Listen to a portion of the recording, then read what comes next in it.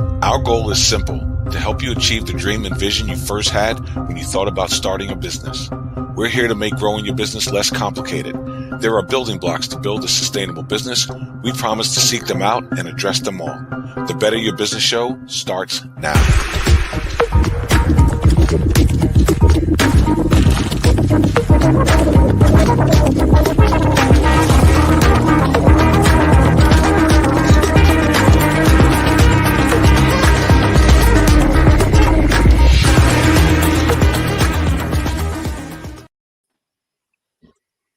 Good morning and welcome to the Better Your Business Show. Here we discuss your most important business challenges and provide you with practical solutions to help you better your business.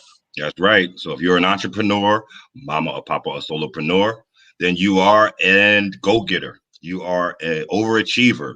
You have everything you need, but what you may not have, that you definitely need, access to experts who can give you step-by-step instructions to help you realize your goals. That's right. And as Tehran said, no matter what type of preneur you are, when you first started out, the one thing you did not get was a roadmap. No one handed you an instruction manual so that you can build your business from zero to hero, or zero to maturity, or zero to exit. And Sharon Lecter say, exit rich, start with the end in mind. And we're doing something new today. We are going unplugged. So we're just going to have a sit down and we're just going to talk about all things financing, business, or whatever. As long as we think it's going to add value to your portfolio and add value to your business, that's where we're going. So welcome to the Unplugged Show. That's right. So whether you're joining us live or watching the replay, make sure you take your free business assessment at pillar5.com and then join us in our virtual studio where we can address your concerns and comments throughout the show. That's right. And I'm excited about today's show, guys, because today we have one of our homegrown, Miss Natalie Espin. I know we're going to go all over the place, but I'm going to really lean in because there's some incredible value that Natalie can help us to better understand regarding life insurance. And there's more to it than just that. So, Natalie, what is today's topic of many topics? So we are going to be talking about insurance, definitely money, finance, having a strong financial foundation. I think really is the point of today's show, is how do we have a strong financial foundation? So my favorite subject, of course, so I'm really excited about it. Well, absolutely. And I know when people first hear that thought, insurance, oh my gosh, I don't want to hear about insurance. It has no value. It's all cost prohibitive. I'm putting money out just in case something breaks later, and I don't need it right now. I have better things to spend my money on. And so today, as we talk with Natalie, what you're going to learn very quickly is that insurance has way more use. And the wealthy understand this to the third degree. They understand how to utilize insurance policies to improve their wealth generation operations and systems and processes. And so, Natalie, I want to talk about that a little bit, and I'd love for you to jump in, because when I was first introduced into insurance, I was introduced to insurance like everyone else. Buy insurance, life insurance, car insurance, home insurance. It's there. If something breaks, then they will cover that, right? Plus, I'm going to pay some crazy deductible and I have to pay this crazy premium, but it doesn't have any value. It doesn't have any value unless something happens, right? If I don't die, then it does no good for my family. So what is the big hoopla about insurance that most people do not understand, and how can they use that in finance and wealth generation? That's a big question. There's a lot of answers to that. So I would say, first and foremost, the biggest thing when it comes to life insurance is that the healthier we are and the younger we are, the least expensive that it is. So when I look at insurance, just in general, whether it's for your cell phone, health insurance, whatever, insurance is a leverage. You're leveraging your small amount of money for a larger amount of money. So you're leveraging.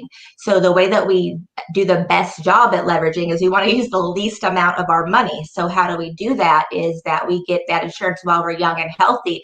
The other thing too is if you look at generations these days, because of food because we're eating more fast food because we're uneducated on how to eat properly. We live in a fast food culture. People are becoming unhealthy so young now and not qualifying for life insurance, which is a big hole in the game. I think about how right now they're giving penalties for not having retirement benefits, for not having health insurance, but I think that should be a requirement for life insurance as well. So Natalie, even before we jump all the way down in it, because you mentioned something offline after one of our shows when we were just dialoguing, and you actually broke down where it all comes from. So to give people a better understanding, can you kind of break down what is life insurance? Why is there life insurance? Where did it come from? What is this thing? So that people can participate. The history of life insurance. Right? Yeah. I know everyone's so excited. Let's talk about the history of life insurance at 8 o'clock in the morning or 11 o'clock in the morning. Right? Woo! I don't know if I've had enough coffee for this one. But, so life insurance actually started off very similar to car insurance, where it was used to pay estate taxes. So one of the, I think, biggest myths behind life insurance is that people believe it's exactly like car insurance. So as long as I'm paying my premium every month, if something happens, I'm protected. And that's not the case, right? So that's a big myth. But it did start off in that capacity where it was meant to protect against estate taxes. Because if you think about it, taxes are the lowest they've ever been, right? So who was covering that back in the day was the life insurance companies. So what's had to happen is that we've had to evolve over the years, right? It went from being a policy where it was similar to car insurance to then becoming, we've had term insurance, whole life insurance, we have variable universal life insurance, universal life, there's GIULs now, right? Guaranteed universal life. And so there's all these different caveats to it. And a lot of time people go, okay, well, which is the right one for me? Oh, I just have it through my job. And so there's a lot that we need to understand about it because it has so many moving parts. Right. Okay. So from a business owner's perspective, and I know I'm just going to kind of jump in and we'll probably unpack as we walk through this, Natalie, but from a business perspective, in fact, let's not even talk from a business owner's perspective. Let's just talk from someone who needs to better improve their financial situation, right? How does insurance play a role in that? Well, insurance protects our assets, protects our income. So if that income isn't protected and our assets aren't protected, well, then what happens to everything we've worked so hard for? It's gone. So it's the protection. If the person that's bringing that money into the household passes away, that money's gone. What happens to that household? The house is gone, the income is gone, the downsizing, everything changes from that, right? So it's protecting your assets, it's protecting your income, it's keeping the same type of lifestyle that your family has now. And unfortunately, one of the things is we don't take the time to slow down. I think part of it is that we don't place enough importance and value on our money because it's something we never talk about. It's something that we're not even taught in schools and college. It's very minimally taught in churches anymore. So the mindset behind that is money must not be that important. It can't not be that valuable because we never talk about it, right? But hey, that's the thing. It is that valuable. That is why we need to talk about it. And I was on a tangent till I forgot where I was going with that. But so so I'm sure, like I used to think, and I'm sure many people who are watching today are thinking, okay, yeah, but that's so far in the future, right? Because we don't know when that future comes to an end, right? No one knows when they're going to pass, right? So you don't know when that's going to happen. So, okay, so I'm putting all this money in for this protection, right? And this money is just going down in my mind, or in most people's mind, this empty pit. And they'll never get it back. And I'll probably end up paying way more than I'll actually get back later. So what is the advantage of having it today? Like, I get the whole save it for later and protect my family later, but I could be 95 when I pass, and so that's a whole different ballgame. But how do I apply it to me today? How does it impact me today? How can I use it to help me today? So, well, I would say the first thing is we all know we're going to pass away, right? That's a guarantee. So I think that we need to prioritize life insurance more, right? We tend to think about that as we're getting closer to retirement, as we start to have kids, maybe as we start to get settled down more. And it goes back down to leverage where it's going to be expensive because we're older. Once you hit 49, life insurance gets expensive.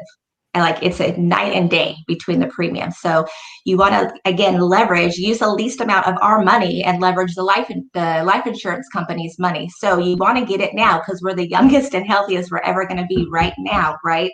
So get it now. That's how you leverage it. The second thing is most people don't know life insurance now contains what's called living benefits. These are huge. It's a huge, huge deal. I can't talk about this enough. A lot of people that know me in my personal life know that both of my parents worked in the senior sector, right, in retirement and senior living. And so for us, we kind of grew up with that. It was like our normal to be at the spaghetti's dinners once a week and go and visit the families and stuff like that. But the reality is every 40 seconds, someone has a stroke. 1 out of every 2 males will have cancer. 1 out of every 3 females will have cancer. So what happens when we get us in a situation like that? Most people don't have the money to make it through these types of situations. So then what happens?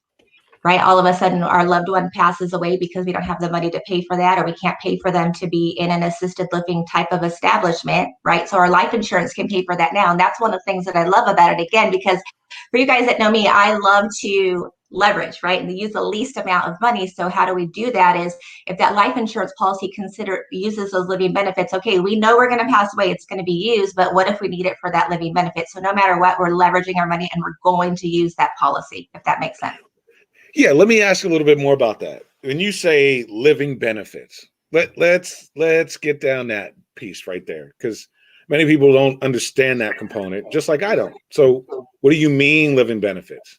So living benefits is where you can use your death benefit on your life insurance policy now while you're living to cover expenses that are with like cancer, heart attack, stroke. If you end up in assisted living, you can't do 2 out of your 6 activities of daily living. You got in an accident where you can't use your legs anymore. You can utilize that life insurance policy now while you're living to help with your care or to help you, if it's terminal, to help you, have a blast that last year of your life or whatever you want to use it for, but you can use that policy now. And so I love that because, most people don't realize that there's so many different expenses that come with if we're having health challenges, right? If you think about it, when do we have health challenges? Typically we're 60, 70 years old. We've worked hard. For the people that have saved or, we've saved or thinking about retirement or excited about it, heart attack, stroke, cancer, boom, something happens. Well, we just wiped out everything we spent the last 40 years saving in a year, 2 years. You have a policy with living benefits. You can leverage that. You don't have to worry about your retirement money. You can still go into retirement because think about that. If we wipe out our retirement money, now all of a sudden we don't have retirement money. Is anyone going to rehire us at 70 years old? Can I get a job? Right. Odds are not in my favor. And then we think about, okay, why do we have these, what we call the panini generations now, where we have millennials still at home, we still have our parents at home. And this is one of the reasons. Because there's just not money. But the other thing too is if you think about, any of us have seen, they'll have the GoFundMes or their car washes to raise money for final expenses and to bury our loved ones. Okay, so think about average funeral costs, $15,000, $20,000. We can come up with that, right? But think about if you have extra expenses outside of your health insurance that needs to be paid, where does that money come from? Right? I think about my father. My father passed away in 2010. He had Lou Gehrig's disease, ALS, right? My mother's a nurse, great health insurance. After health insurance, her out-of-pocket costs were still $50,000 a year. One of his medications was $2,000 a month. One. Okay. 4 kids, by the way. How many families could have survived that? Right. Not very many. We were lucky, but most people would not have had an extra $50,000 a year. So then what happens to our loved one? They're not getting the care they need. They pass away. Wow. So what makes what you're saying so important about this life insurance, whole life insurance policies, living benefits, it's the same thing, or it's very similar to, what we talk about on the show, as far as having expert assistants help you to realize your dreams and goals. When I found out about the components of developing a sustainable business, it was just impossible not to do it. And in my head, I felt as though the only reason the businesses that are failing at the rates they're failing at is because they don't know this information. You can't know it, then not do it. It seems in the same breath, any person watching the show or who has a conversation about whole life insurance policies, there's no way you can continue living knowing you can benefit financially from your life insurance policy now while you're alive, not just after you're dead. Once you know that's the case, then you can take action. For a person where the light bulb goes off and says, wow, I just never knew that, what action steps should they take other than going to Natalie Esmond, of course? If they want to start hey, Jen, good morning. If they want to start a life insurance policy, Just find out more to even start the process.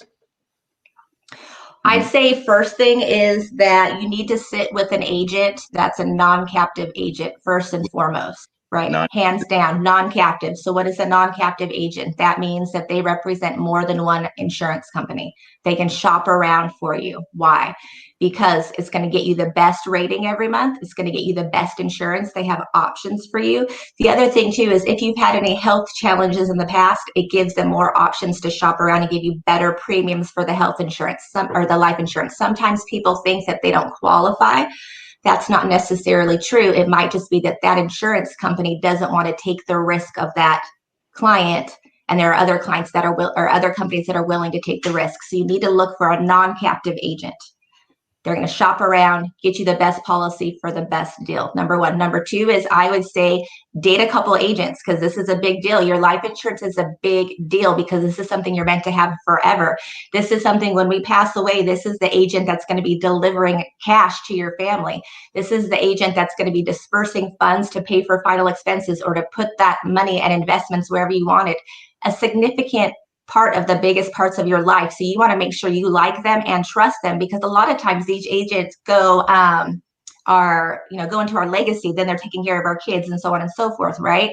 So you want to make sure there's someone that you have the same value systems with, you trust them, they have options for you, and that you're going to have a relationship that's open. Like one of the things that I look at is if I'm trying to get a hold of one of my own agents for something and I'm not having communication, forget it. I want that communication. I want a relationship with them. This is my money. It's important to me, right? Don't mess with their kids. Don't mess with their food. I always laugh about and don't mess with their money. So I want to know that I can have, if you're not responding to me, that makes me nervous. This is my money, right? So I need to be able to know that we're communicating. If you're not following up with me once a year, making sure I'm good, nothing's changed, having a relationship with me, I'm not hearing from you, that's a problem. So you want to look at that, especially in life insurance, because there is a big turnover in the industry. Another thing that I would look at is, does that agent just do life insurance or do they do full financial planning? Because that's a huge deal. When you think about our finances, you don't want to look at them as just insurance here, retirement here, debt over here. You want to look at the big picture first and then say, okay, what tools do I need to get to my destination and in what order? How do I stop the bleeding and in what order? Sorry if I might be getting a little deep in the weeds, just let me know. Okay. But that's the biggest things that I would say is non-captive agent, and don't be afraid to date because this is a marriage when it's the right person, right? So date and find the right agent for you.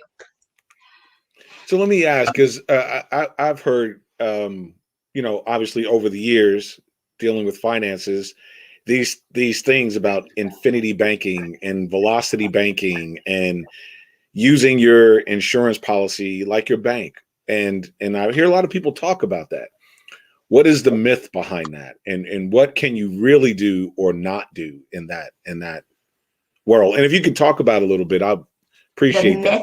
The myth behind it, is there a myth behind it? I don't know if there's a myth behind it, maybe too good to be true because people don't hear about it enough. I think maybe something you have to look at is fees and type of those plans to make sure that you're not getting blown away by fees, but can you leverage them for different things? Can you use insurance to have tax-free income? You can. Whoa.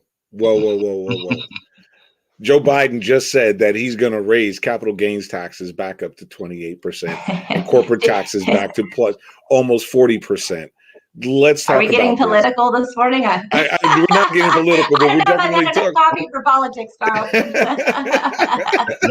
let me chime in. Nope. This is good though. Nah. Yeah, Yeah, right. Yeah.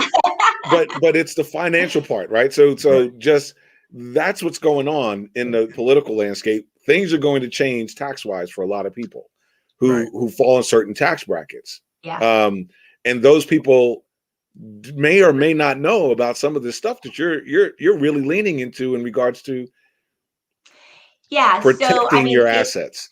yes. And so it is a tax code 7702. Not that I'm a tax professional on being able to leverage your life insurance in that regard. Now, have they been trying to change that for the last decade or so? Yeah, because, of course they want us to pay our taxes, but at the same time, where are they putting their money? So there has to be, there's going to always have to be loopholes. I think that's just my opinion, because if there aren't, what are they using? We know they're using all the loopholes, right? Now we're just becoming more aware and leveraging them ourselves. Okay. Real So quick. how does that work? How does Velocity Bank it? Really quick, Tayron, hold on. I got to get to the answer of this, because I had a guy call me maybe 3 weeks ago out of Chicago, talking about, Carl, you need to get into Velocity Banking. Let me show you how this works. And I'm just going to kind of go through a quick rundown on what it was explained to me. And I'd love to hear your advice right here. What's his perspective on what is it for him? So for him, he was instructing, take your income, put it into the life insurance policy, then use your life insurance policy. Obviously, you have to get past the minimum payment in order to start withdrawing money out. But once you get to that magic number, whatever that is, you can explain this far better than I can. Then they were using those funds to pay their living expenses every day. And he literally said within a few months, you could just shut down your bank account, Carl. The insurance company is now your bank account. That's what I mean, the myths. Like, how true is that? Like, what is that? So there's a fine line with everything, right? Can you, again, save money in your life insurance, have access to an income tax-free, use it? Yes. Are there different things you have to look at inside that policy, how you're leveraging it? But I think part of even what he's saying is, if you're going to be leveraging it and being able to get that type of rate of return on your money, you need to get a great health rating, because that's going to determine the fees inside that policy. And you want to be as young as you can be, because again, that's going to determine those fees inside that policy, which is going to determine the amount of cash that's in that policy that you have access to pay those things. If that answers the question. Right. So it's a real thing. Just again, as Tayron was mentioning, get with an expert, right? That's uncaptive, so that they could do all of this. They understand finances, they understand insurance, and have them guide you through this process. Don't watch YouTube and go, oh, I just watched a video on Infinity Banking or Velocity Banking, and I'm going to start doing this by taking out a HELOC, home equity line of credit, and pouring that into this and then paying off my home. Because there's that other part that people say, oh, you can use your insurance policy with a HELOC to pay off your home in less than 15 years or 10 years if you just do it right. Yeah. And I think the bottom line is that you want to have a solid foundation when it comes to your finances. Too many times we're looking at, even with the millennials now, we're looking at TikTok and all these things that are happening, and millennials getting all this money, or whoever getting all this money. But the bottom line at the end of the day is if we don't have a healthy relationship with money, if we don't understand how it works, we're going to end up in the same exact situation that we started in, right? If you look at lottery winners, which I've had one in my family even, what happens? How many of them become broke? Majority of them. It's like 95% or something. The statistics are very high. Why? Again, it's because we don't know how to have a relationship with money, how to have a strong financial foundation when it comes to money. Okay, now I have this money. What do I do with it? So it comes down to building it right, and then also diversification of it too, right? So if someone's telling you, do all this and dump all this into this type of product, I don't believe in that at all. You have to be diversified, because we never know what's going to be happening in the industry, right? In general. Right. So it's important to have that diversification. Okay. Gotcha. Yeah, I wanted to chime back in when you spoke about non-captive for a person who's just going to take this information and go, which we hope people do. So is that something they can find when they're going on Google? Do they Google non-captive? If I look up life insurance agent, is it going to tell me that they're non-captive? How do I know if I'm dealing with a non-captive agent versus a captive agent? Is that something I need to inquire about as I would well as? ask, I would just ask the agent if they're a non-captive agent. Okay, and you'd all. And the other thing too is I would look at a planner that does insurance and investing. Why? Because again, you're looking at the big picture. So or if I'm working with an insurance agent that doesn't do both, let's just say, because sometimes people can be like, oh, I just want to deal with, being in the market. No, I just want to deal with being in insurance and index, and they need to meet together. Right. Anyone who's in charge of your finances, those meetings need to be together. If you think about, right, if I'm Oprah and I need help with my finances, my insurance person's not just going to come over one day. No, right? If we're having a family meeting and we're talking about my money, and so it should be the same whether you're a billionaire or you're making $50,000 a year. It's still your money, and it should have everyone involved. That takes me back to Robert Kiyosaki's Rich Dad, Poor Dad. Again, one of my favorite books of all time in finance. And the more that I engage with you, Natalie, and I especially enjoyed this whole season of us talking and building a relationship and getting to know one another.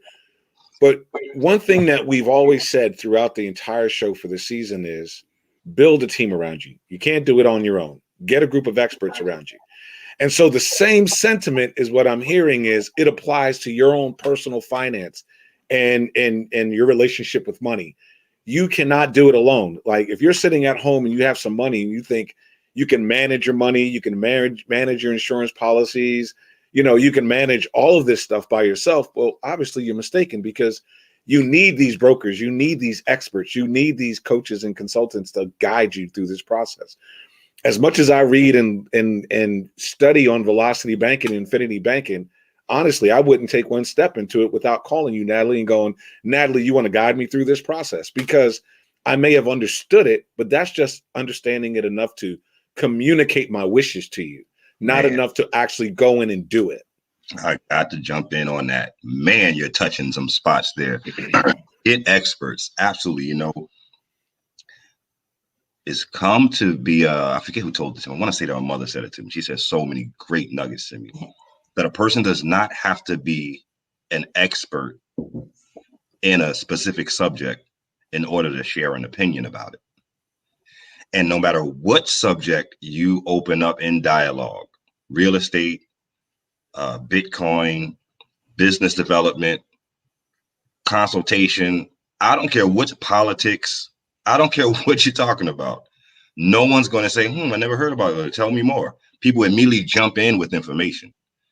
So we build these rooms and subcultural societies of consultants around us, but there are people who aren't qualified. And then we take action on the information that we're getting. So it's kind of like not Wayne Dyer, how you see whatever you focus on. Whatever you focus on, what you see more. So if you give me a certain type of information, Natalie, and I start going and looking into that information, I'm going to identify everything that reminds me of what you said to me. It's just going to fortify everything that I'm doing. I'm getting other information, but I'm already locked in to what you told me. But what if you're not a life insurance expert or financial planner or advisor? What if you're just somebody at the barbershop that had an open conversation and you were very aggressive in saying your opinion? I'm like, oh, that must be true. Well, now as I go, my trajectory is going to line up to whatever you were saying. And then, so a lot of times that what happens just in life, period. It's like this whole process is an entire process of constantly ensuring that you are the student in the room that you're being taught in versus the teacher teaching what you know. Anytime we speak, we only repeat something that we've already heard. The only time we learn something new is when we listen. And that's where all the value is at. Yes. I disagree with that. Yeah, and that's a great point. What I love about that too is that, yes, everyone does have an opinion. By the way, so are all these advisors that you're sitting down with and speaking with. That's one of the reasons why you want to date, because we're all going to have different perspectives too, based on our experiences and how much time we've had in the industry. So again, I think that's important because it doesn't make someone's experience or perspective wrong necessarily. It just might not be the right solution for you. right? I know my mom would always tell me growing up, and she's so this way, but it's like, I'm going to listen to your opinion, but I'm still going to make the decision based on what's best for myself and my family. And so I think that goes again back into what you're saying, Tayron, which is us being actively involved with our money. Why are we not involved in this relationship, right? We make it like it's so, it's just money. It's not a big deal. It comes and goes. Yeah, that's true. Money does come and go, right? We can make more of it. And that is true. But the reality is it determines so much in our life. Think about that. If it determines, we can look at our bank account, all of a sudden our whole day is ruined, or we've just had to spend 2.5 hours on the phone because they overcharge us by $20 on something. And it's like, gosh, was it even worth that amount of my time? But money plays such a big role. Where our kids go to school, right? If we're living in a safe neighborhood, if I have, reliable tires on my car, number one cause of divorce is finances. So money plays a huge, huge role. And we just tend to constantly put it on the back burner and not prioritize it when it needs to start becoming a priority. It needs to start becoming a conversation that we're having all the time, like it's not a big deal. I hear all the time from people, how do you bring up life insurance? It seems like such an uncomfortable conversation. I've never had a challenge talking about it. Why? We all pass away. Like, that's just the truth. Just like the sky is blue, we all pass away. That's the reality. What's hard to talk about? It's the truth. That's right.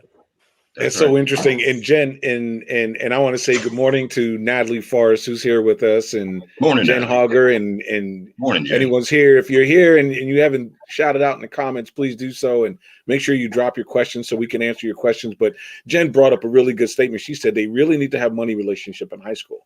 And that's a big deal. And the way she put that has so much impact, because I remember being in high school and I remember going through a finance class. But it wasn't money relationship. It was a different class. It was teaching you how to do your checkbook. It was teaching you how to do these basic things that you'll need to know when you get out of school or while you're in school, depending on if you're generating revenue or not.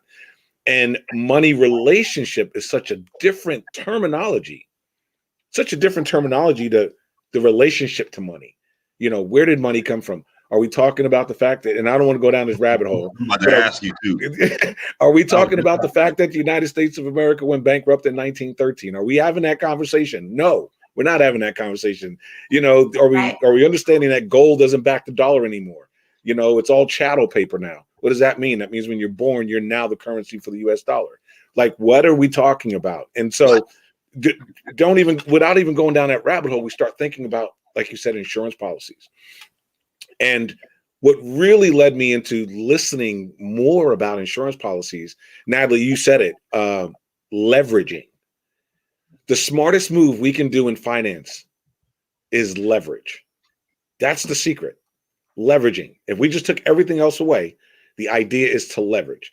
Let's just think about this for a second. If you had $100 in your pocket and someone told you that you can leverage that $100 to $500, make a $500 investment and generate a great interest off that $500 investment, and then come back down to your $100 after you paid off the additional $400 that you borrowed. Your interest, the ROI on that money, it's almost infinity. It just capsizes. Now, listen, they do this in real estate, and I don't want to get into a real estate conversation, but this is where the savvy real estate investors go. This is how they do that. They will go and they will take $30,000 and they would buy a $100,000 property. They'll take out a mortgage on that at 4% interest, right? And then they'll take and get a second loan on that property for another $40,000, $50,000, $60,000, right? Depending on the LTV, 70%, 60%, whatever that is. And they don't take that money and pay off the property. They go buy another property. And then that property generates enough money to pay back both loans and create positive income. Wait a minute, we're not done yet. Then they leverage that one.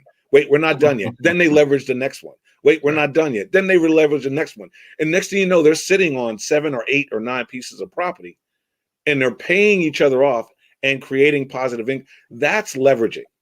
Right. And if understanding that in the simplicity of what Natalie's saying is, you can do that with a life insurance policy. If you just understood, if you just get the expert, it's not the same equation, but at the end of the day, it's the same result.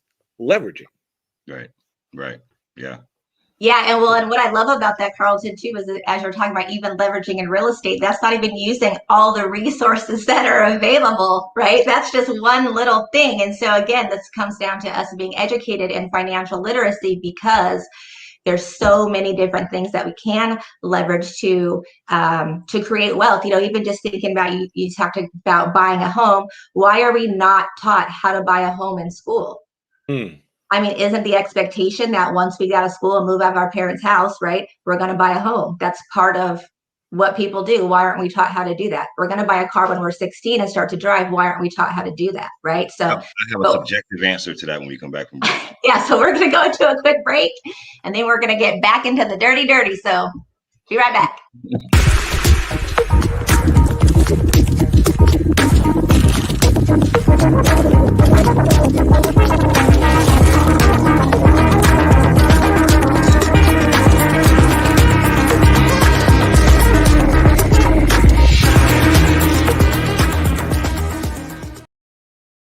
A wise man once asked, "What if starting a business was like jumping out of a plane?"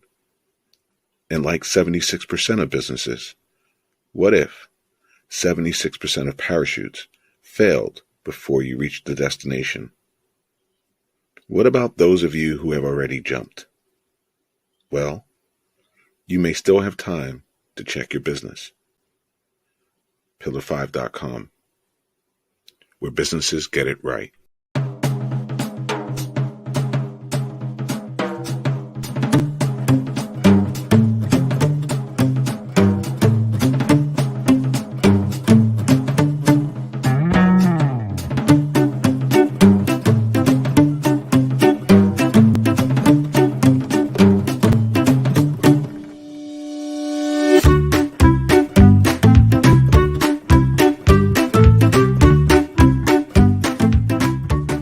Our goal is simple: to help you achieve the dream and vision you first had when you thought about starting a business. We're here to make growing your business less complicated. There are building blocks to build a sustainable business. We promise to seek them out and address them all. The Better Your Business Show starts now.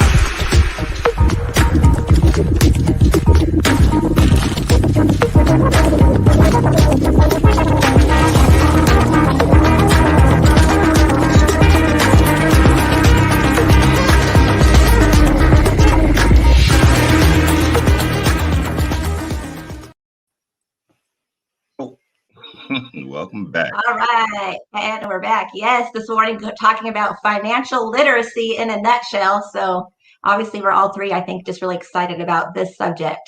Absolutely. Welcome back to the Better Your Business Show, Unplugged. Thanks to all our viewers, thanks to all our watchers and all our listeners and our audience. We have completed season 1 of the show, 12 episodes. Woo! We had some of the greatest experts join us: Sharon Lecter, David Chrysler, Amy Razor, on and on, Patty Farmer, Natalie Farmer. I can't stop talking. And so while we take this break and get ready for season 2, we have decided to go unplugged, because we know you're used to being here every Monday morning, like Tehran says, with your cup of coffee, ready for some insight. So we are going to be here until season 2 starts, giving you the unplugged and all wrong. And so drop your questions in the comments. What topic do you want us to talk about? What do you want to hear from us? And we will uncover and we will bring it to you live every Monday. So let's keep it going, Natalie. We were talking about finance. Tehran, it looked like you had a question there. Let's just get it popping. No question. Natalie actually asked a question. She said, "Why aren't we taught that in school?" And I was asked in one of the comments about school and financial literacy. Then you even spoke about balancing your checkbook and learning how to fill out the different fields in it. I remember doing that in school too.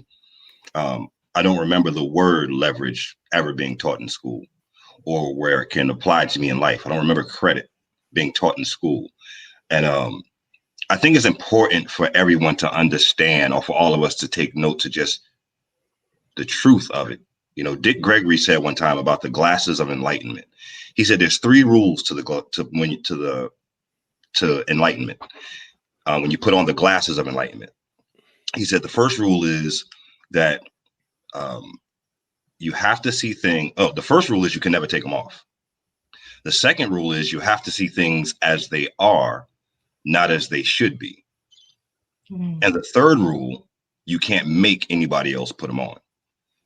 And that was really profound to me, especially when we start talking about financial literacy and talking about school. And there's just a reality that we, specifically in the Western hemisphere, we live in a capitalistic society.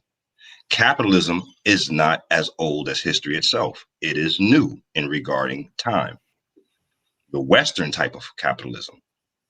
So we have a preconditioned philosophy, mind frame, and relationship with money. That's why I love the Rich Dad Poor Dad book so much, because the second book, Cash Flow Quadrant, broke down the mindsets that you're going to find out you have just by reading the book. You either on the left side or you're on the right side. And there's two different parts on the left side. There's two different parts on the right side. It has nothing to do with what your job is. It has nothing to do with what your career decision is, or if you're an entrepreneur or not. It's how you relate to money. It wasn't taught to us in school.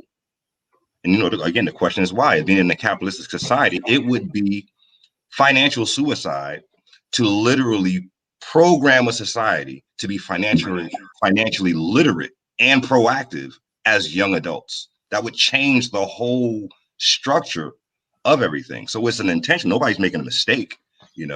Nothing's broken. It's working the way it was designed to work. So it's our responsibility, once we have the information, to pass on the information. Or we can depend on the schools to do the teaching, knowing that they're not going to do it, then just talk about what they're not doing. So, just knowing by design, okay, my children are not going to learn financial education from an expert perspective before, at the same time that they're getting all of the credit cards that they're going to get in college. They're going to immediately get a bunch of credit cards hit to them. And there's a reason behind that. So I think the onus is on us. Information is power, or the application of information actually is power, and to inform that. So just knowing that that's the case. So let's do the due diligence. Let's not take information from anyone who has an opinion, and seek out experts, because there's a slew of people that have a wealthy mindset that look at every situation from a different perspective and get a different outcome because of the information that they've taken in, digested, the program that they've programmed into their computer in order to process the data. That's an interesting perspective, Tehran, because I guess my study of money and gold and that historical bankruptcy of this country, ages ago, I agree with you, but there's a part of that I disagree with. I think in my own mind, and again, this is what I've been exposed to, and as you spoke very eloquently, we're going to reflect on what we've been exposed to. So that's what we're going to talk about. There's no right or wrong. It's just perception of the paradigm in which you come from or what you've been exposed to. And I see that in the industrial age, in the infancy of our country, that was the mindset. It was to educate people to be great employees. And I think at the turn of the 20th century, everything changed. I just think that the educational component is the last component to catch up. I think it's taking a while. And proof of this story is approximately 4 years ago was these two gentlemen came from Brazil or one of those countries, and you probably heard me talk about this prior, but one of those countries, they had built some software company down there, they sold it, and they made enough money to come up here and go to college. And they came up here and they went to an Ivy League school, and they thought they were going to learn everything they needed to know to build, a multi-million-dollar organization. And 9 months in, they decided to quit school. They walked away from college. Now, by no means am I telling everyone in the world, please quit school. School has no value, right? But what they realized was that the education that they received in building their business was more than what they were receiving at the Ivy League school. Now, the information was great, but it wasn't pushing them in that direction. So they walked away, and everyone said, well, they're going to fail. They're not going to achieve their goals. 3 years later, they sold their company for over $4 billion. Wow. So that there's no fluke in that, right? And when you hear other people like Mark Cuban talk about that, or Robert Leary, I mean, you hear these people talk about these things. There's a reason for that. There's an understanding of that, which is why programming is starting to go into school. Technology and AI development is starting to come into school. It's still, to us, I think, in my own perspective, it still has this learn to be a great employee mindset, right? And that's the mindset that we see. But I think the undertone of that is bring us a better system, bring us a better way to do this, and we'll be happy to implement it, right? Because I notice now children are a lot different than they were when we were little, right? As much as they tinker on computers, it's still the 3-year-old that can get into your computer or your phone when you're locked out, and the 15-year-old doesn't know how to hook up a PlayStation. It's like, what? How's that even possible? And so it's just the mindset. It's just a paradigm to that. And I think that shows like this that want to put that education out there, and we can talk to the adults and we can talk to the parents and say, don't rely on the schools or any other educational platform to teach your child how to be wealthy, how to build generational wealth. Go get that education and teach it in your home. Teach it in your own home, you know. Yeah. I want to wrap that right back around to Natalie again. So now just run it. I feel the same way actually that you do. Again, being that it's our responsibility, the life insurance. I know nobody hears about that. There's not a course on life insurance in school, but everybody dies. It's so weird. It's not weird. It makes sense once you put the glasses on and say, oh, I get it. They're not going to give me that information. The information that I actually am going to need for the rest of my life, I'm not going to get until it's time to use that information. I'm going to get on-the-job training on life, which is why grandparents are such the greatest element to ever exist. So just the wiser, the wisdom that's on the planet with us that we share with the people on the planet. But so again, back to the life insurance. Well, So I mean, not only that anybody too, can do but that anytime, right? I'm Go sorry. ahead. I was going to say anybody not can only do that, but times change. What we're, our benefits, what's going on, everything changes. So like I love that you mentioned that, Tehran, with your grandparents, because I look at my legacy of money, and I think this is such an important conversation because really, who are we learning money from? Really, at the end of the day, is we're watching our parents. Really, right? Relationships with money. We're watching our parents. Well, who did they get their financial education from? Their parents, right? And so on and so forth. We may have picked up some things along the way, but reality is we watched our parents, we were programmed into that relationship, and that's what we're doing. So I look at my own life, I think that I was very blessed. I look at my grandfather. He retired at 50 years old. He did everything he was supposed to do. He worked for Lockheed, great employee, 35 years, awesome retirement. He's just turned 88 years old. He's literally spent the last 38 years doing Model Ts, enjoying his retirement. He was loyal to a company. They were loyal back to him. He played the game right. But it doesn't exist like that anymore. Jobs don't have pensions. You're not loyal to a company. Most people aren't spending longer than maybe 7 years at a job.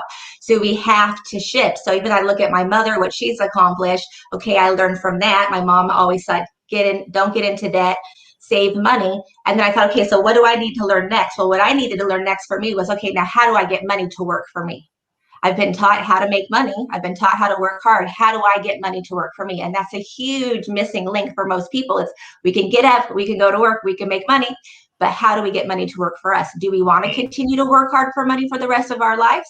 Or do we want to get that money to work hard for us? And that's what we got to wrap our head around, is that we can do that and that we're meant to do that. And I even think about a lot, even now, women in money is becoming a big deal, because we, again, have to play a larger role in this, right? Statistically, we're going to outlive our husbands. We live longer than men. Our husband passes away. All of a sudden, we don't know how to pay the bills. I had a client husband pass away, and literally the bank called me. The bank called me and said, I need you to come get her out of the bank because she's arguing with us. Of course, she's upset. She can't pay her bills because her husband was in charge of all the finances. He's passed away. She's arguing with the bank to pay her bills. She just wants to pay the bills. I want my electricity to be on. I still want to have a car and my mortgage. I have to pay for you to pay my bills, right? And again, it just goes back to that financial literacy education and us wanting to have that relationship, right? I know people can be so overwhelmed with money. Hey, I don't know where to start, but just start. Just start. Absolutely. I mean, it's so big, and I know we've been covering life insurance and understanding the impact of leverage, but I think we need to come back and really just break it down to the root of it. Like, what is leveraging? Why is it important? Like, I mean, almost as if we were in school. Yeah. Where does leveraging play? Some of the things we don't learn in school, right? Like I say, technology has changed a lot of things. Society has changed. Everything has changed in our world. And so now that things have changed, and now we're the adults, if you will, may not act like it all the time, but we're the adults right now. what's different? What did we learn along our journey through life that our parents didn't learn? Well, I could tell you my mom didn't know how to short a stock. She didn't know what options were. She didn't know what leveraging was on a stock. She didn't understand the margin component of a stock. In fact, most people, if they're listening right now to this show, they're probably thinking stock is gambling. If you're putting your money in the market, you're gambling. And Right. there's that mindset. There's that misunderstanding that, yeah, it can be gambling if you don't understand what you're getting into. But if you understand what a win ratio is and you understand your deltas and alphas and all that other great stuff, you can control your win. Tehran said it so eloquently earlier when we were backstage, and he said, if you're gambling, then you really don't know what you're doing. You're kind of just saying, I guess this is going to happen. But if you've done your homework and you've done your research and you've studied it, it's kind of like a professional poker player. If I go sit down at the poker table and I'm a professional, you can bet I'm not gambling. I understand the win ratio as each one of those cards fall. And that's how all of us should be looking at finances in life, not just in the stock market or insurance. Like, what is our leverage? What are our win ratios? But I think what we do, Natalie and Taylor, I think we get into this little pocket of we're generating money. Okay, I'm making money. I'm putting it in my bank and I can buy what I want. So I'm good. And then things like COVID hit, and then your money stops and everything changes. And now that investment that was working for you, people start relying on that to live because they don't have these insurance policies. They don't have these backup policies because they don't realize you can get an insurance policy for your business. You can get an insurance policy for your life. You can get insurance policy for your health. You get insurance policy for your house. Like, there's all these policies, and we just go, well, I'm not into insurance, so I don't want any. I don't want any of that. I don't need any of that. And they almost cut off their nose to spite their face because they don't know what's behind the mirror. Right. Yes. Right. Yeah, we get so overwhelmed and we're so afraid of making the wrong decision that we just make no decision, which is a decision, right? And it's a detrimental decision. But again, that just goes back to that leveraging. Like, Carlton, when I hear you talk about alphas and deltas and all that stuff, already I'm like, I don't even want to know that stuff, right? Especially if I'm not into money. I especially don't want to know that stuff. So it's like, why would I even want to get involved in this? But I'd say, hey, even if you don't, just to know enough, right? You should know enough about your finances, and then you leverage someone like Carlton, someone like myself, someone like Tehran, some expert that you trust, that you like, that you trust, that you see long term with, that that has their best interest at heart, that is really a professional, has experience. I look at financial advisors as like a doctor. I'm going to see how much experience have you had? Am I your first patient, or have you had different experiences that are going to, help you to emphasize my situation and really be able to provide that tool? And so, but again, just know enough to have some type of control and leverage on your finances. Don't be taken advantage of. I went to go buy tires last week, and this guy gave me this quote, and I was like, he thinks I'm some like dumb female coming in to buy tires right now. Like, I was so insulted. And I told him I'm single, but I said, what, I needed to just run it past my husband. Like, if you want to play, let's play. I just need to run it past my husband. I'm like, I'm not buying those tires from you. I didn't, right? But only because I knew enough to be deadly. Do I know anything about tires? Not really, but I know how many miles I wanted. I know if I was all terrain, and I know what I'm going to pay for it. I know enough not to get taken advantage of. It should be the same way with your finances, right? Anything above that, then you leverage the experts. But there needs to be enough understanding to feel safe, confident, and not get taken advantage of. Oh man, you're hitting it so on point, man. That's such a way of looking at things. That's such a great paradigm to have in perspective. Carlton, you and I, when we were building still, even with the company I Do Systems, we had to know every single department that we need experts in order to dialogue and know if they knew what they were talking about enough. But they needed to know more than us. But we couldn't just get a person based on their LinkedIn profile or based on, if we don't know what that is, how do we know if it's valid or not? So we have to know everything everybody does enough to hold an intelligible conversation with them. Mm-hmm. It's like, okay, yeah, we need that done by you because you can run circles around me, so yeah, you're right. We have to take interest in being financially literate, seeking out experts, so that we can then, vet people. It's our life. You get one shot at this thing, go all out. Tyrone, I think a little bit of it is fear, that people they come to the realization that they don't know about finances. And then it's that one thing we used to hear when we were in school. I don't want to ask a dumb question, or I don't want to look like I don't know. Right. In fact, I'm just going to bring up an analogy to that.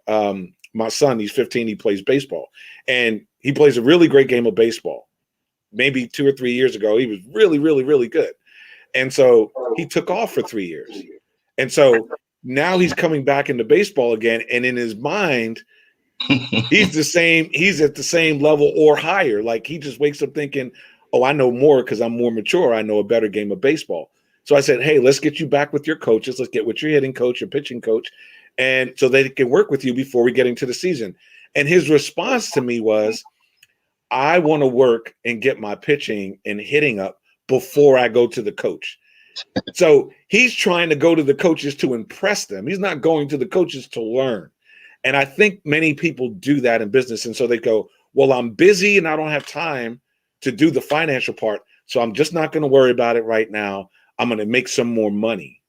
Right. And I think the realization of last year, what happened to everyone is everyone who had that mindset felt their pockets get hit really heavy because they were so waiting to get to a certain level before they brought on these experts to help them out.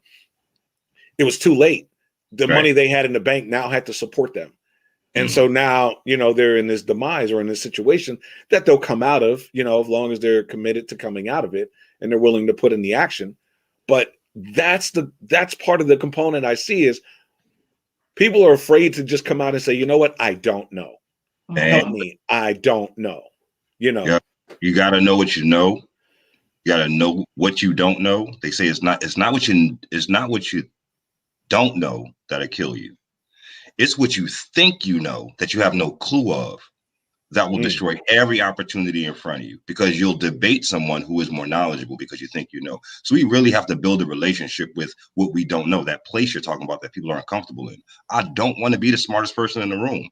I don't want to rant on the stuff that I know. I would rather a subject come up that I don't know so I can start getting information. And just getting into that posture and go through a few seasons like that, you'll look back and be like, whoa, what did I just accomplish up here?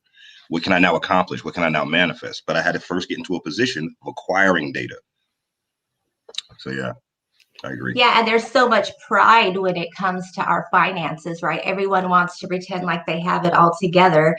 And the reality is we all go through different seasons. I don't care how much you know about money. We all go through different seasons. We're all going to have different things that we're working on.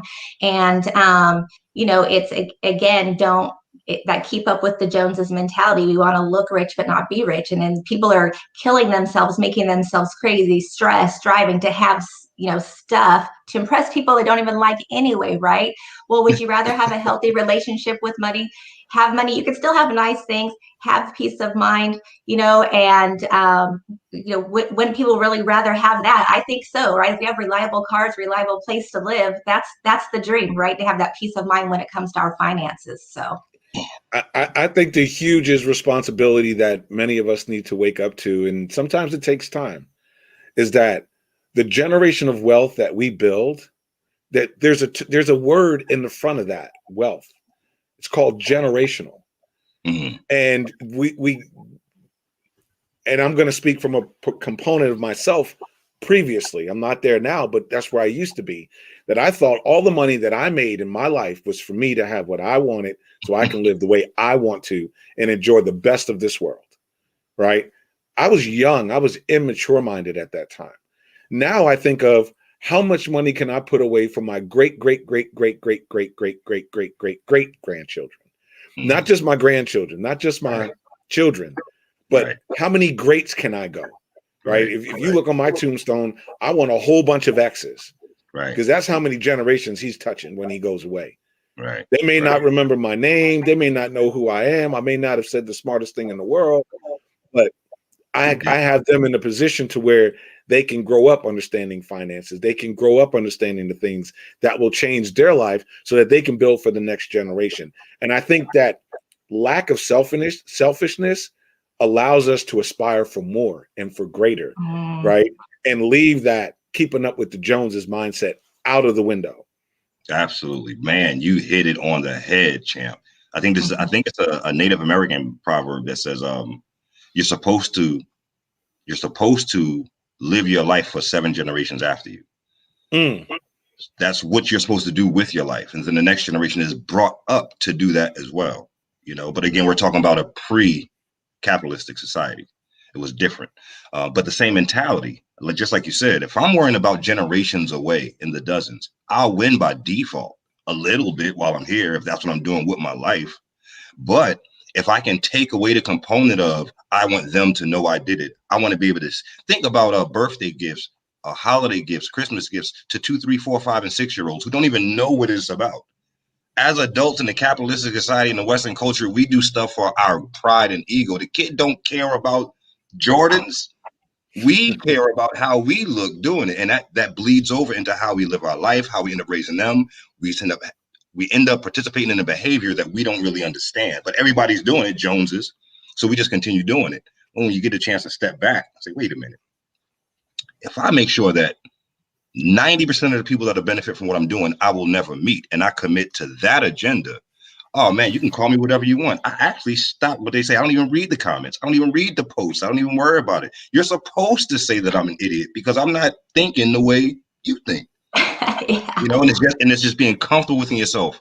Like my partner Kirk Nugent always says, know thyself and to thine own self be true. Changes the whole paradigm of how you go through life after that. You welcome people not agreeing with you, and you have no desire to rectify these things. You're too busy bettering you as a business man. That's right. And what a great way to end today's show. It's perfect. Boom. Drop the mic. Drop the mic. Mic drop. Mic drop. Next week. Well, join us every Monday on the Better Your Business Show Unplugged while we're in the middle of season 1 and season 2. Thank you all for joining us every week. Remember to always post your comments and questions so that we can talk about the topics that you want to hear.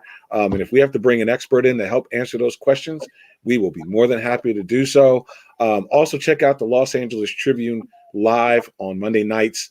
I think it's 9 Central Standard Time, which would be 7 p.m. Pacific Standard Time, something like that. Just look up Mo Rock, look up Natalie Forrest. And the Better Your Business Show is in collaboration with the Los Angeles Tribune. You can check us out on the Roku channel, Los Angeles Tribune TV. And of course, you can follow Natalie Essman on LinkedIn. She's all over the place. If you've got questions on insurance, talk to her. You can find Tayron Glover on LinkedIn as well. And the 1%er group, the 1%er club on Clubhouse is really have some really interesting topics. You may want to go in there and listen to some of these experts talking because they'll talk about subjects very similar. So until next week, peace, blessings. We hope you enjoy and happy Mother's Day for all of the mothers out there. Without you, we wouldn't be here. Better Your Business Show coming at you.